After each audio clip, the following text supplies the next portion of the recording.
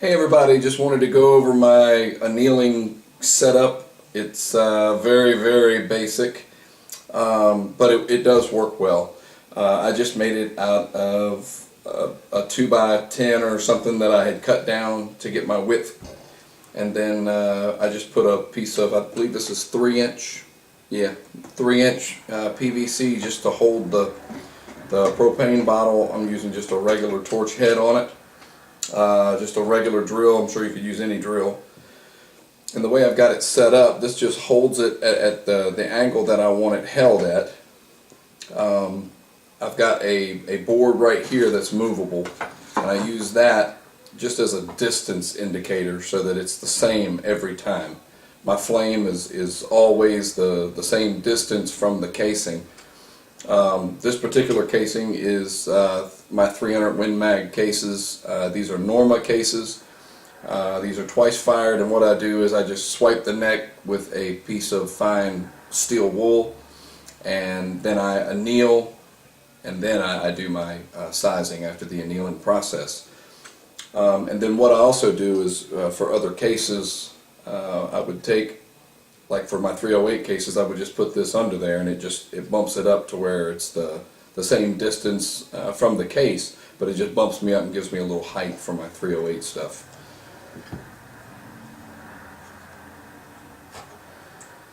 So, and then I also use a metronome. I'm just using a cell phone, a metronome app on a cell phone, and I get it going. I actually set it for 60 beats per minute, which is a beat every second.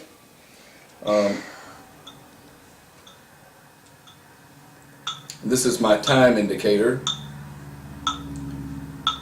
so I'll show you how I do that. We'll get a flame started here.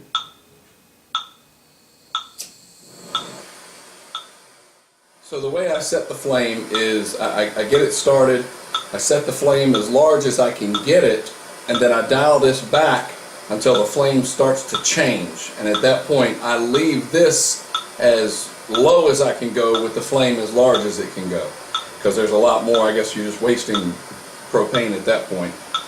So I get the metronome going. It's set at 60 beats per minute. I just take a glove, and I have a pan I normally throw my stuff in.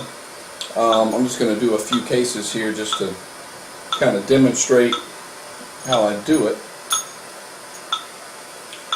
I hold it in there for 4 seconds, and I've done this with Tempolac, and for my cases it's right at 4 seconds.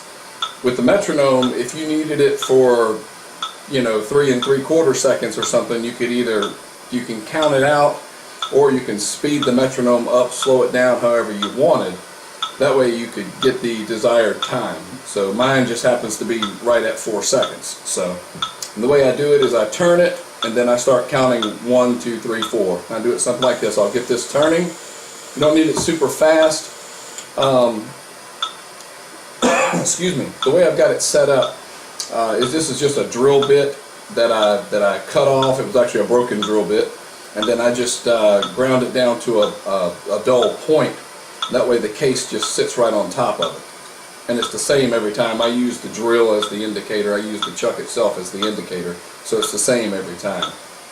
So what I'll do is I'll get this spinning, and then I spin the heat to it, and then I count for 4 seconds. So it's 1, 2, 3, 4, and I turn it off. And that gives me exactly 4 seconds. These don't change color like a lot I've seen online, but it is very consistent. I aim that heat right at the neck-shoulder junction, and it gives me a nice anneal every time. So I'll set that there. Like in cars that change colors in the bathtub? Yes. My cameraman, he's 5 years old, he's my little boy. So, again, I'll get it turning. It doesn't have to be super fast or anything. 1, 2, 3, 4. You can see it's perfectly annealed every time. And I can get this rolling pretty quick. 1, 2, 3, 4.